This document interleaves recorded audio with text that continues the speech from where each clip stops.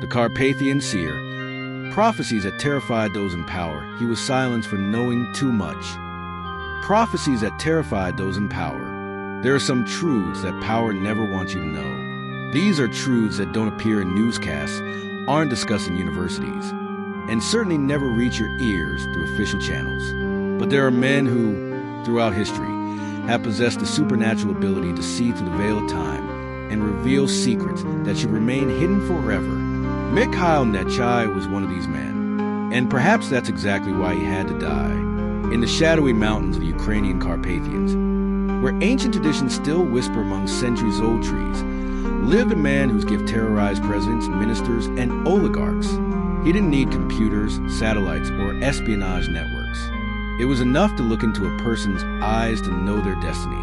It was enough to feel a nation's energy to predict its collapse. And when his word began to become reality with frightening precision, someone decided he knew too much. The gift that changed everything. Mikhail Nechai wasn't born in a palace or raised among prophecy books. He came into this world in 1930 in a small village lost in the mountains, where his grandmother practiced the ancient art of Malfer, a mystical Carpathian tradition that combines spiritual healing, energy reading, and future vision. From childhood, Nechai showed signs of possessing something extraordinary. He knew when storms would come before clouds formed. He predicted death's days before they happened. He saw fires that hadn't yet begun. But the true awakening of his gift happened during the dark years of the Soviet Union. While the communist regime persecuted any form of spirituality, Nechai developed his ability in secret, helping simple people with their deepest problems. He cured addictions that medicine couldn't treat, resolved family conflicts that seemed impossible, and gradually began doing something that would catch the attention of authorities. He began predicting political events with precision that defied any logical explanation. The first dangerous prophecies. In the 80s, when few dared question the stability of the Soviet Union, Nechai made a statement that froze the blood of those who heard it. The Great Red Empire will fall like a rotten tree and will be replaced by something even more dangerous. He didn't stop there. He described with terrifying detail how Russia would transform into an authoritarian power led by a small, bald man with eyes cold as Siberian ice, who would rule for decades through fear and manipulation.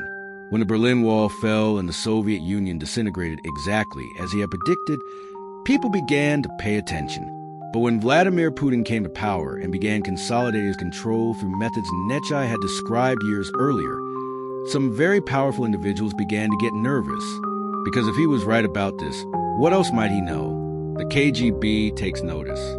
Files reveal that already in the 90s, Russian secret services maintained a dossier on Nechai.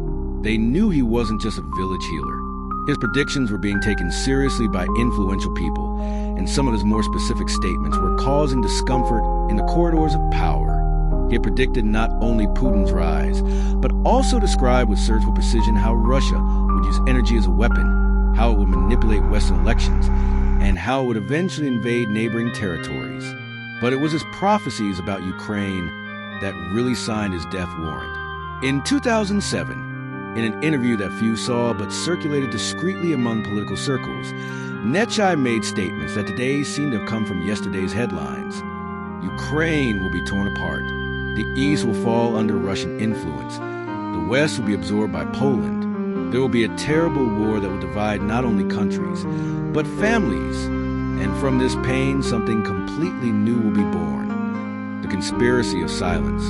When these words began circulating among Russian oligarchs, Ukrainian politicians, and even some Western circles, something changed. Nechai began receiving strange visitors, people who identified themselves as journalists, but asked very specific questions about his information sources, others who claimed to be folklore scholars, but demonstrated uncommon military knowledge. He knew he was being watched, monitored, evaluated.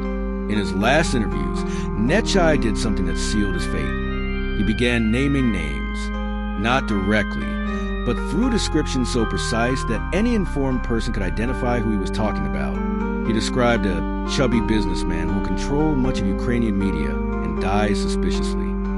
2 years later, an oligarch who corresponded exactly to this description was found dead under mysterious circumstances.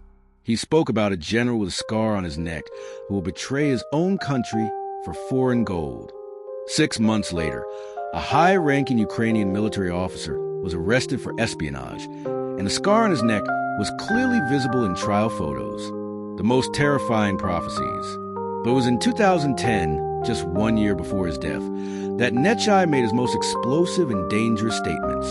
In a conversation secretly recorded by one of his visitors, he described with impressive detail the events that would begin unfolding from 2013. He predicted the Maidan Revolution, the annexation of Crimea, the Donbass conflict, and something even more frightening, a much larger war that would involve not only Ukraine and Russia, but all of Europe.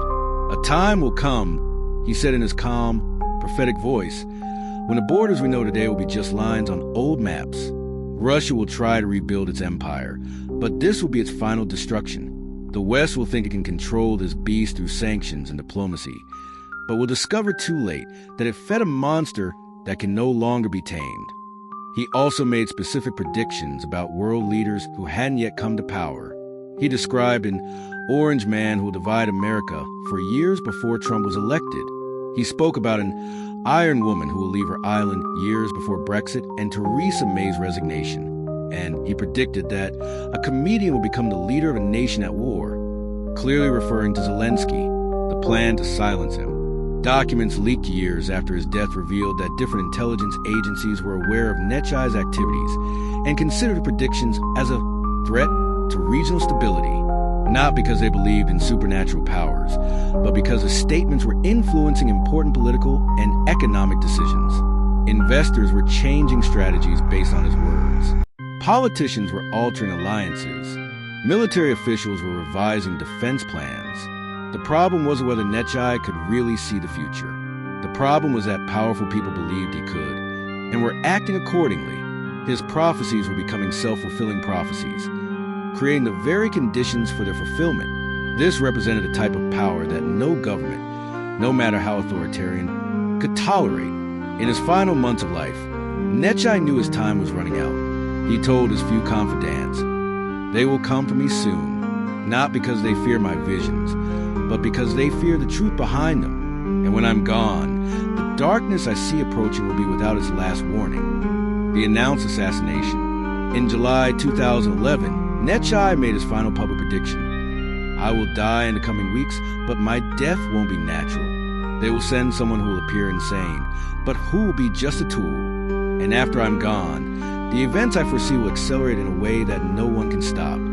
15 days later, Pavel Simonov, a 37-year-old man with a history of mental problems, broke into Nechai's house and stabbed him to death. The investigation was closed quickly, with Simonov being declared insane and committed to a psychiatric hospital. Case closed. But questions remained. How did a man from Lviv know Nechai's exact address in a remote village?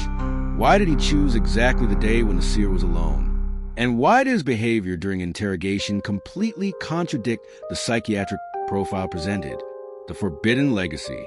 After Nechai's death, something extraordinary happened. His predictions began accelerating in a frightening way. In 2013, the Maidan protests erupted exactly as he had described. In 2014, Russia annexed Crimea following the script he had outlined years before. And in 2022, when Putin launched a large-scale invasion of Ukraine, each phase of the war seemed to follow the prophetic timeline Nechai had left. Today, more than a decade after his death, politicians and analysts worldwide discreetly study Nechai's remaining predictions, trying to decipher what is yet to come.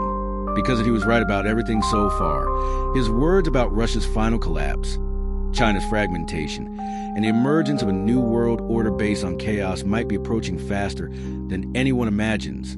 The truth they don't want you to know. Mikhail Nechai's story isn't just about a man with an extraordinary gift. It's about how power reacts when confronted with truths it cannot control. It's about how those who govern our lives prefer to eliminate messengers rather than face messages. And it's about how, even in death, truth finds a way to emerge. Nechai's prophecies continue to be fulfilled because he wasn't just predicting the future. He was reading the hidden currents of the present, the invisible patterns that connect apparently disconnected events, the secret motivations of those who shape our world in the shadows. If you've made it this far, it's because something inside you recognizes that we're living through extraordinary times, times that require us to look beyond official narratives and seek truth, however disturbing it may be. Nechai's story reminds us that there are forces operating in our world that go far beyond what we're shown in newscasts, and that the price of truth is sometimes paid with blood. Don't let this story be lost to oblivion. If this content has opened your eyes to realities that power prefers to keep hidden, click like and subscribe to the channel for more revelations they don't want you to know. Because in a world of official lies, truth has become the most revolutionary commodity that exists.